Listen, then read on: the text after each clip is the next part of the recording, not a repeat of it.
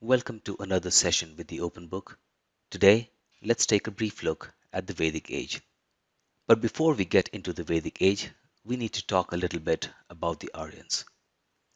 We know that some of the earliest excavations in India date back to 2200 BC and are associated with the Indus Valley civilization. Now, around 1800 BC, the urban or city-based civilization in the Indus Plains declined. A new culture and civilization emerged in India with the coming of the Aryans. The Aryans came from the Russian steppes in the area around Caspian Sea. The people who lived in this area spoke languages that are now recognized as part of the Indo-European family of languages. The Aryans entered India from Central Asia between 2000 BC and 1500 BC.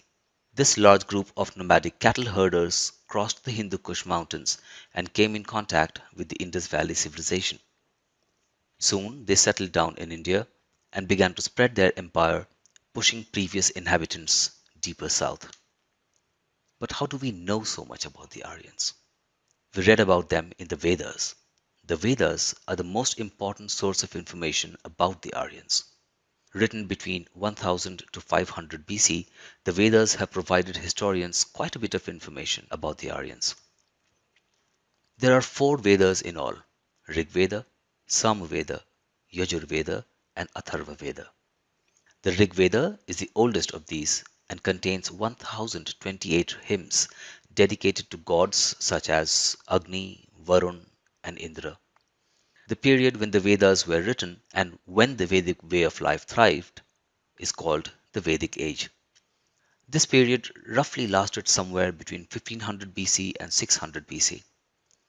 It is divided into two major parts: the later Vedic Age, which lasted from 1000 BC to 600 BC, and the early Vedic Age, which spanned the 500 years before 1000 BC.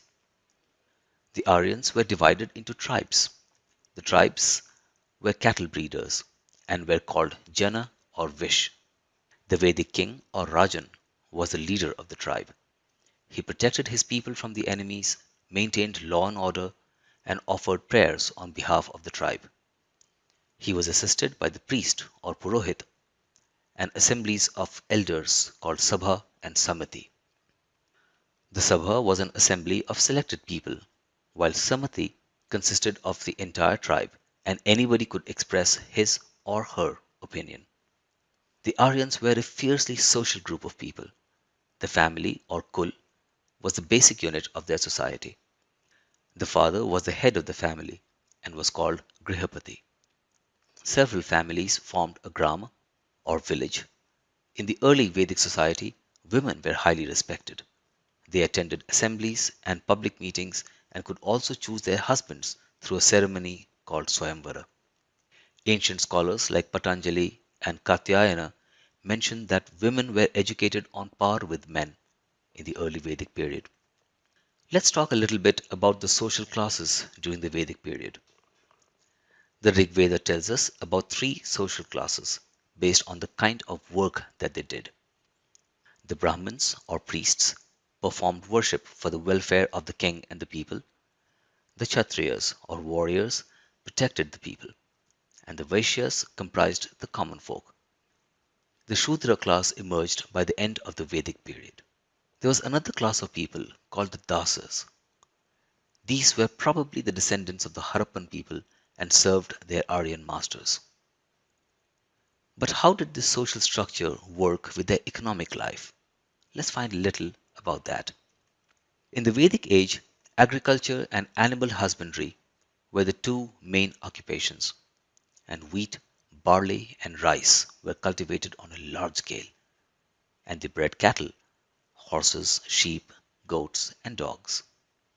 The Aryans also knew the art of weaving, chariot making, carpentry, leather, and metalwork and pottery.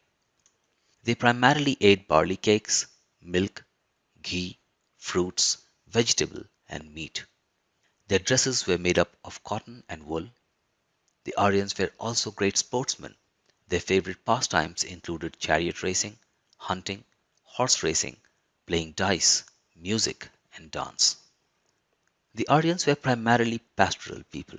They feared nature and regarded it as sacred. The sun, wind, and the rain became their gods and goddesses. Indra was the god of thunder, Agni was fire, Vayu was the wind, while Surya was the sun god. Among the female deities, Aditi was the goddess of the cosmic order, Usha the goddess of dawn, and Aranyani the forest goddess.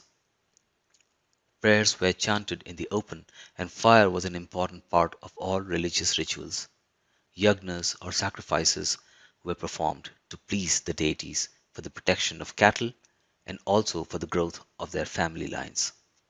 Thanks to their strongly social nature and structured norms of living, the Aryans prevailed over the existing cultures, and the Vedic age was a long one, and Aryan thinking dominated the Indian subcontinent for a good 1,400 years and went on to influence a lot of the Indian culture that we have today. Thanks so much for watching.